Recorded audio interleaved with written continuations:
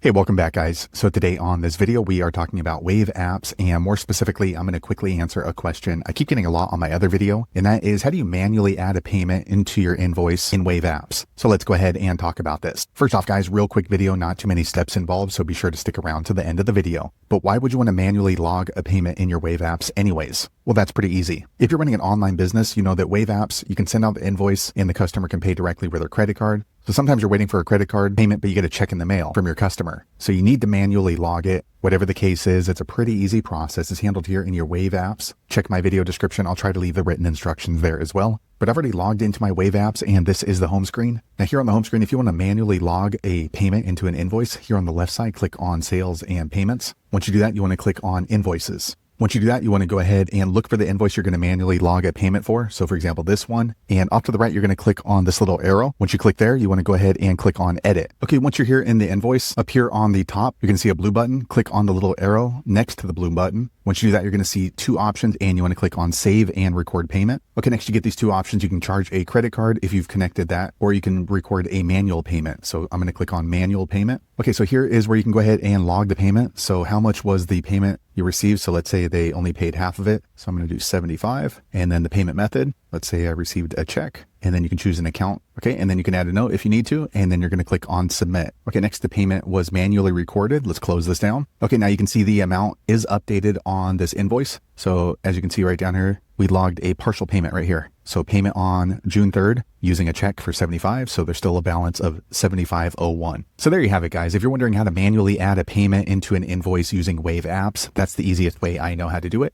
If you know an easier way, be sure to leave a comment below. Let the rest of us know how you did it. Hopefully you found that video useful. If so, click thumbs up, or maybe consider subscribing to my channel, and I hope to see you on the next video. Thanks again for watching.